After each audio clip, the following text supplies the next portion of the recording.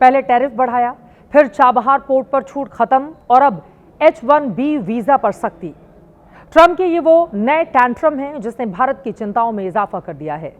बीते कुछ दिनों से ट्रंप भारत को दोस्त दोस्त बोल रहे थे। ये लग रहा था कि ट्रंप के इन सुरों से टैरिफ का टेरर कम हो जाएगा, लेकिन इस उम्मीद के उलट ट्रंप ने भारत पर ही एक और तीर दाग दिया है।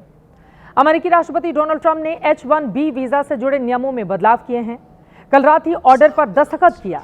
आज सुबह इस खबर ने IT सेक्टर से जुड़े लोगों का वीकेंड खराब कर दिया।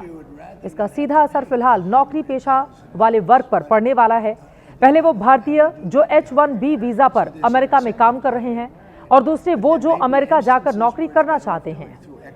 साधारण शब्दों में कहें तो लाखों नौकरियों और डॉलर कमाने के सपने को झटका लगने जा रहा है, क्योंकि अमेरिका अब H-1B वीजा के लिए सालाना $1 लाख फीस वसूलेगा। रुपए में इसको बदलें तो करीब 88 लाख रुपए होते हैं। अब तक H-1B वीजा की एप्लीकेशन फीस मात्र 1 से 6 लाख रुपए तक की ही थी। बदलाव रविवार यानी 21 सितंबर से लागू हो जाएगा। यानी IT समेत अलग अलग क्षेत्र की जो भी कंपनी अमेरिका में दूसरे देशों में कर्मचारियों को नौकरी पर रखेगी, उसे ट्रंप सरकार को भारी फीस चुकानी पड़ेगी, यानी सौदा महंगे का होगा। No more will these big tech companies or other big companies train foreign workers. They have to pay the government $100,000, then they have to pay the employee. So it's just not economic. If you're going to train somebody, you're going to train one of the recent graduates from one of the great universities across our land. Train Americans, stop bringing in people to take our jobs. America की सरकार 3 साल के लिए H-1B visa देती है, जिसे 3 और साल के लिए बढ़ाया जा सकता है, यानी कुल 6 साल अमेरिका में काम का मौका मिल जाता है। लेकिन अब ट्रंप सरकार के इस कदम का सबसे बड़ा ज्यादा नुकसान भारतीयों को होने जा रहा है। H-1B वीजा के कुल लाभार्थियों में 70% के करीब भारतीय हैं।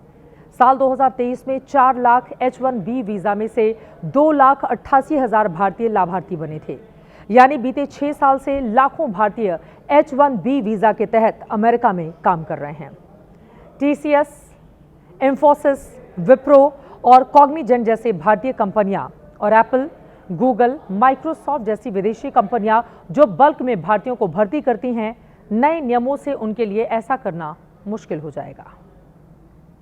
भारत की IT कंपनीज जो कि अमेरिका के साथ करीब $200 बिलियन का बिजनेस साल में करती हैं, वो इस की लाभार्थी हैं। आवर्जन पर प्रतिबंधित कानून बनाना एक तरह से इन गतिविधियों को अंकुश देगा। इसका प्रतिकार और कई तरीके से हो सकता है, जैसे आउटसोर्सिंग भारत से की जा सकती है उसी काम की। ट्रंप प्रशासन के इस फैसले को विपक्ष विदेश नीति की हार बता रहा है, तो बीजेपी ट्रंप को सद्बुद्धि मिलने की प्रतीक्षा कर रही है। विदेश में अब आपकी फॉरेन पॉलिसी फेल है, आर्थिक नीतियां फेल हैं, आपने संबंध नहीं बनाए फेल हैं, H-1 वीजा नहीं मिल रहा है। अब इसका क्या करेंगे आप? वो तो विदेश जाने के खिलाफ थे, याद कीजिए आप। वो चाहते ही नहीं कोई विदेश जाए, पढ़ने भी नहीं जाए, नौकरी करने जाए, केवल बंदूक चलाने जाए। रशिया चला जाए, फौज में भर्ती हो जाए, इजराइल में चला जाए, वहां जाए सेना के साथ लड़े जाके। H-1 वीजा वाले अच्छी नौकरी ना करने जाए।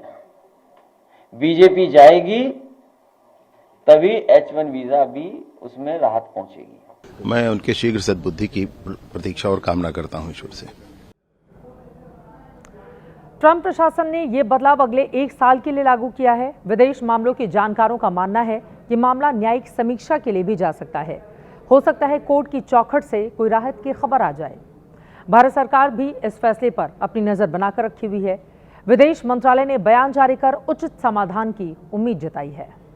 खास बात यह है कि ट्रंप की पत्नी और फर्स्ट लेडी मेलानिया भी H-1B वीजा की मदद से ही अमेरिका पहुंची थीं। मेलानिया मूल रूप से स्लोवेनिया की हैं, जो मॉडलिंग में करियर बनाने 1996 में अमेरिका आई थीं।